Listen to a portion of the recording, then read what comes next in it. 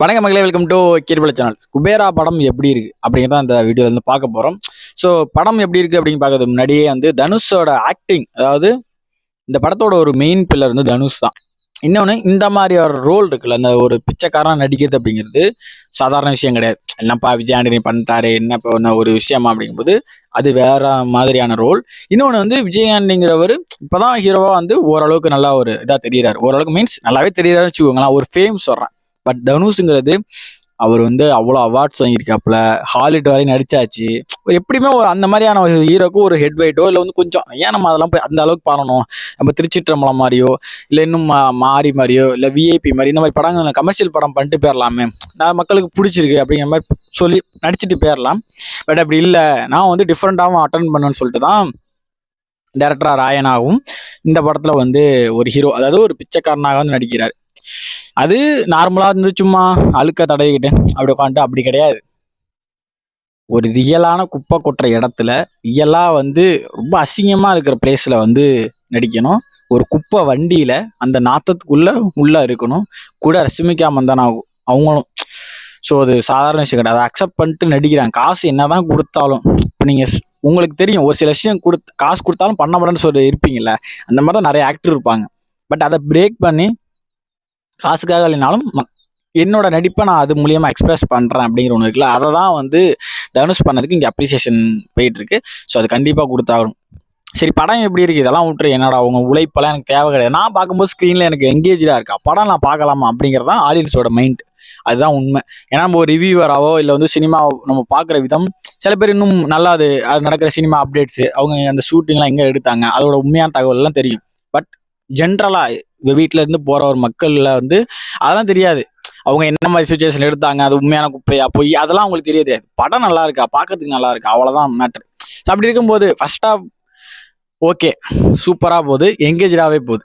First ஒரு 17 minutes பார்த்தீங்கன்னா கொஞ்சம் அப்படி இப்படி இருக்கும். ஏன்னா நாகார்ஜுனா என்ட்ரி, அவருக்கான ஸ்டோரி போகும், அவர் ஏன் இப்படி இருக்காரு அப்படிங்கிற ஸ்டோரிலாம் போயிட்டு இருக்கும். அங்கேருந்து 17ஆம் நிமிஷத்துல 17-18 சம்திங் தனுஷோட என்ட்ரி இருக்கும். ஓகேவா? தனுஷோட என்ட்ரி வந்ததுக்கப்புறம் அந்த படம் பயங்கரமாக சூடு பிடிக்கும். பயங்கரமான என்ன ப்ரோ ஆக்ஷன் பிளாக் அப்படி இப்படி இருக்குமா இருக்கும், அப்படிலாம் இல்லை. ஒரு கதையா அது சூடு பிடிக்கும். ஓகே கொண்டு போறாடா, ஏதோ பண்ண போறாடா, அப்படி போதும் அப்படிங்கிற ஒரு ஆர்வத்தை தூண்டும். அதான் எங்கேஜ். அப்படி இருக்கும்போது ஃபர்ஸ்ட் ஹாப் சூப்பராக போகும். சின்ன சின்ன ஃபன் இருக்கும், ரொம்ப சின்னதாக ரொம்ப கிடையாது. அந்த மாறுதல் சூப்பராக இருக்கும். அந்த பிச்சைக்காரங்க வேற ஒரு ஆளா மாத்துற அந்த விஷயங்கள்லாம் சூப்பராகவே இருக்கும். பார்க்க நமக்கு எப்பா நல்லா இருக்காங்களப்பா, இப்படி இருந்தால் இப்படி காட்டுறாங்க அப்படிங்கிற மாதிரி நம்மளுக்கு ஒரு ஹாப்பினஸ் வரும். ஏதோ நம்ம குரூம் ஆகி உட்கார்ந்த மாதிரி. ஏன்னா நம்மளோட சூழ்நிலையெல்லாம் அப்படிதான் இருக்கு மாச கடைசியில, அது சொல்றேன். ஸோ அப்படி இருக்கும்போது அது நல்லா இருந்துச்சு பார்க்கறதுக்கு. ஆனால் ஆட்டோமேட்டிக்காக நம்மளுக்கு தெரியும் கதை இதை நோக்கி தான் போகுது அப்படிங்கிறது நம்மளுக்கு தெரியுது. அது கொஞ்சம் சின்ன மைனஸாக இருக்கு. கதை இப்படி தான் போக போகுது அப்படிங்கிறது அவங்க ஏன்னா அந்த ஸ்டோரி லைனே அப்படி தான் இருக்கு. அப்படிங்கும்போது first half super. And music டிஎஸ்பியா அப்படிங்கிற மாதிரி எனக்கே ஆச்சரியமா இருக்கு. ஏன்னா அவர் போட்ட புஷ்பாவாக இருக்கட்டும், அதுக்கு முன்னாடி உள்ள படங்களாக இருக்கட்டும், எல்லாமே ஒரு மாதிரி ராவாக இருக்கும், தங்குவாலமாக இருக்கும், அடிக்கிற மாதிரி இருக்கும், டம் டம் டம்னு அடிக்கிற மாதிரி தான் இருக்கும். பட் இதில் பொறுத்த வரைக்கும் ரொம்ப லைட் மியூசிக்காக, ரொம்ப சாஃப்டாக அந்த கதையோடையே ட்ராவல் ஆகுது மியூசிக். ஸோ அப்படிங்கும்போது நல்லா இருந்துச்சு கேட்கறதுக்கு. விஷுவலாக அதை சிங்க் பண்ணும்போது நல்லா இருந்துச்சு. ஸோ டிஎஸ்பியும் இதில் பெரும் பங்கு. அண்ட் நாகார்ஜுனா ஆக்டிங் சூப்பராகவே இருக்குது. என்ன அவர் ஆஃப்டர் ரிலீஸ்க்கு அப்புறம் பேசின பேச்சு தான் தப்பாக இருக்கே தவிர ஆக்டிங் பர்ஃபெக்டாக இருக்குது, சூப்பராக இருந்துச்சு. சாலிடாக எப்படி பண்ணணுமோ அந்த கேரக்டருக்கு அதுக்கு ஜஸ்டிஃபை பண்ணார். இன்னும் இந்த சில கேரக்டர்லாம் வெளியே தரல. பாக்யராஜ் சார் நடிச்சிருக்கிறாரு. ஒரு சின்ன 2-3 சீன் வருவார், சூப்பராக பேசியிருப்பார், நல்லா நடிச்சிருப்பார். And after interval second half அப்படிங்கிறது தான் இங்கே தமிழ் சினிமாவும் சரி, இப்போ தெலுங்கு சைடு வந்துச்சு. ஏன்னா தெலுங்கு படம் தான் டப் பண்ணி இங்கே வருது. ஓகேவா? செகண்ட் ஆஃப் கொஞ்சம் கூடவே லேக் இருக்கு. ஆனால் அது கண்டினியூவாக இருக்கானா கிடையாது. அங்கங்கே சம் பிளேஸ் அப்படி ஏறும், சம் பிளேஸ் அப்படியே லேக் அடிக்கும், சம் பிளேஸ் மறுபடியும் ஏறும், சம் பிளேஸ் லேக் அடிக்கும். இப்படி தான் போயிட்டு இருக்கே தவிர ஓகே. பட் இந்த பேஷன்ஸ் வேணும், அந்த ஒரு பொறுமை இருந்தீங்கன்னா கண்டிப்பாக செகண்ட் ஆஃப் உங்களுக்கு பிடிக்கும். அண்ட் கிளைமேக்ஸ் ரொம்ப ரொம்ப சாட்டிஸ்ஃபைடாக இருந்துச்சு.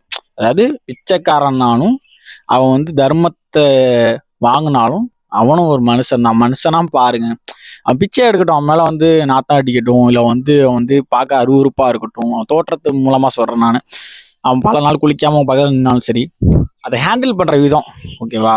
ஒருத்தனை ஒரு மனுஷனை எப்படி ஹேண்டில் பண்ணணும் அப்படிங்கிறதா இதோட ஒரு சின்ன லைனாக என்னன்னா, பணம் இருந்தாலும் இல்லைனாலும் ஒரு மனுஷனா பாருங்க. அவனோட குணத்தை வச்சு முடிவு பண்ணுங்க. அவனோட தோற்றத்தை வச்சும் அவன்கிட்ட பணம் இல்லாத வச்சு முடிவு பண்ணாதீங்க தான் இதோட கான்செப்ட். ஸோ ஏன்னா நிறைய விஷயங்கள் அப்படிதான் நடக்குது. நம்மளோட இந்தியாவில் அவ்வளோ கிரைம் வந்து இந்த மாதிரி இல்லாதவங்களை கடத்திட்டு போய் அவங்களோட வந்து பாடி பார்ட்ஸ் எடுக்கிறது, பினாமியா போடுறது, அவங்கள வந்து மற்ற விஷயங்களுக்கு வந்து யூஸ் பண்ணுறது. ஏன்னா எதுவுமே பண்ண முடியாது, கேஸ் போட முடியாது, அவங்களுக்கு அட்ரஸ் கிடையாது, அவங்களுக்கு வந்து ஒன்றுமே பண்ண முடியாது. ஓகேவா? அப்படிங்கும்போது பல கிரைம்ஸ் நடக்குது, இந்த மாதிரியான விஷயங்களும் நடக்குது. பாவமாக இருக்கும் தான். முடிஞ்சா நீங்கள் இந்த மாதிரி பார்க்குறப்போ நான் உங்கள்கிட்ட உள்ள ஏதோ 5 ரூபாயோ 10 ரூபாயோ இல்லை அன்னைக்கு உங்கள்கிட்ட 1000 ரூபா இருக்குது, இந்த 100 ரூபா நான் செலவு தான் பண்ண போகிறேன், வேஸ்ட்டாக பண்ண போறேன்னா அந்த 100 ரூபா கூட போடுங்க. முடிஞ்சா அவங்கள வந்து நீங்கள் ரொம்ப பணக்காரனாக இருக்கீங்க, என் வீடியோ பக்கத்தில் ஒரு ஆள் ரொம்ப பணக்காரனாக இருக்கீங்க, என்ன செய்யறதுன்னு தெரியலன்னா இந்த மாதிரி ரோட்டரமாக இருக்கிற பிச்சைக்காரங்களை வந்து கூப்பிட்டு அவங்களை குரூம் பண்ணி அவங்களுக்கு வந்து ஒரு வேலையோ இல்லை ஏதோ ஒரு சின்ன ஒரு கொடுத்து அவங்க மாசமாக சம்பளம் கொடுத்து அவங்கள கவனிச்சிக்கிற மாதிரி ஏதாச்சும் பண்ணுங்க. இந்த மாதிரிலாம் இருந்தீங்கன்னா நல்லா இருக்கும். பாவம் அது இந்த படம் பார்க்கும்போது ரொம்ப ஃபீலாக இருந்துச்சு எனக்கு. என்னமோ ஒரு நிமிஷம் நம்மளை அதுங்க ரிப்ளேஸ் பண்ணி பாருங்களேன், எப்படி இருக்கும். ஏன்னா படுக்க சரியா படுக்க இடம் கிடையாது, சாப்பிட வந்து சாப்பாடு இருக்காது, போடுற ஏதோ ஒன்று ஊசி போனதும் நாரி போனது சாப்பிடணும். இன்னொன்று, நம்ம எந்த அளவுக்கு வந்து ரொம்ப கம்ஃபர்டபுளா ரொம்ப சந்தோஷமா இருக்குங்கிறது இந்த படம் பார்த்தா தெரிஞ்சிருன்னு நினைக்கிறேன். அவங்க கஷ்டம் அந்த டயத்துல ஓகே தான், பட் அவங்களோட கம்பேர் பண்ணும்போது நம்மளாம் யோசிச்சு பாருங்களேன் எவ்வளோ லக்குன்னு சொல்லிட்டு. அவ்வளோ சொந்த பந்தம், வீடு வாசல், படுத்து நிம்மதியாக தூங்க ஃபேனு, காற்று, ரூமு, அப்படி இல்லைன்னா ஹால், அட்லீஸ்ட் ஒரு குடிசை அந்த அதாச்சும் இருக்குல்ல. அது இல்லாமல் இந்த ரோட்டோரமாக யோசிச்சு பாருங்க. அவங்க உயிருக்கு வந்து எந்த உத்தரவாதமும் கிடையாது, எப்போ வேணாலும் லாரிக்காரனோ காருக்காரனோ அடிச்சு தூக்கிட்டு போகலாம். ஸோ இந்த மாதிரி பல விஷயங்களை வந்து உணர்த்துது. இந்த படத்தோட கிளைமேக்ஸ்லேயே அதை வச்சிருப்பானுங்க, ஒரு சீனாவே வச்சிருப்பாங்க வில்லனுக்கு. பட் இது எங்க நம்ம படம் வரப்போ கொஞ்சம் ஃபீல் பண்ணுவோம், அதுக்கப்புறம் நம்ம அதே மாதிரி இருப்போம் அப்படிங்கிறதா அதுலேயும் வந்து சிற்பால் அடிச்ச மாதிரி சொல்லி காட்டியிருப்பாங்க. ஸோ இதெல்லாம் தான் அந்த படம் பண்ணுது. ஓகே தான், இது வந்து நெகட்டிவை வந்து காட்டுற அளவுக்கு, நெகட்டிவிட்டி பரப்புற அளவுக்கு குபேராவில் அந்த அளவுக்கு ஒன்றும் கிடையாது. லென்த் டூரேஷன் கொஞ்சம் அது கொஞ்சம் பெரிய ட்ராபேக்காக இருக்குது இதுக்கு. ஸோ அதை கொஞ்சம் ட்ரிம் பண்ணியிருந்தாங்கன்னா ஓகே, ஒரு 25 மினிட்ஸ் இல்லை ட்ரிம் பண்ணிக்கலாம். சாலிடாக அதுக்கான கண்டென்ட் வந்து ரிமூவ் பண்ணுறதுக்கான பிளேஸ்மெண்ட் இருக்குது. ஸோ அதெல்லாம் ரிமூவ் பண்ணியிருந்தா இன்னும் சூப்பராக இருந்திருக்கும் என்னை பொறுத்த வரைக்கும். ஓகே தான், நல்லாயிருக்கும். ஸோ ஒன் டைம் போய் பாருங்கள், தேட்டரில் விசிட் பண்ணுங்கள். இல்லை ப்ரோ எனக்கு ரொம்ப ஒரு மாதிரி வீட்டில் போர் அடிக்குது, கடுப்பாகுது, ஒரு மாதிரி பார்த்து கொஞ்சம் ஃபீல் பண்ணணும். ஃபீல் மீன்ஸ் ஹார்ட் கொஞ்சம் நல்லா படம் பார்த்துருக்கோம், அந்த மாதிரி ஃபீல் பண்ண நினச்சிங்கன்னா குபேரா போய் சூஸ் பண்ணி போய் பாருங்கள், நல்லா இருக்குது. நான் அதெல்லாம் 2 நாள் கழிச்சு வந்து போகிறேன்னா அதனால தான். ஏன்னா டக்குன்னு ஒரு நெகட்டிவிட்டி பரப்புனாங்க, அது எனக்கு என்னமோ நம்புற மாதிரி இல்லை. அண்ட் படம் பார்க்கும்போது ஓகே அப்படின்னு இருந்துச்சு. இந்த பர்ஃபார்மன்ஸ்க்காக பார்க்கணும் அதுக்காக பார்க்கணும்லாம் கிடையாது, படமாகவே நல்லா இருக்குது, நீங்கள் போய் பாருங்கள். கண்டிப்பாக தனுஷ்க்கு இந்த படத்துக்கு ஒரு நல்ல அவார்டு கிடைக்கும். அண்ட் ரஷ்மிகா கூட சூப்பராக நடிச்சிருக்காங்க, நாகார்ஜுனா அண்ட் அந்த 3 பிச்சைக்காரங்களும் அவங்க கொடுத்த சீனை சூப்பராக பண்ணியிருக்காங்க. அண்ட் கேமரா ஒர்க் எல்லாமே எல்லா டிபார்ட்மெண்ட்டும் சூப்பராக உழைச்சிருக்காங்க, டேரக்டர் டீமும் சரி. ஸோ அதனால் தேட்டரில் போய் பாருங்கள். Okay, so next video meet பண்ணுறேன். Tata bye, see you again.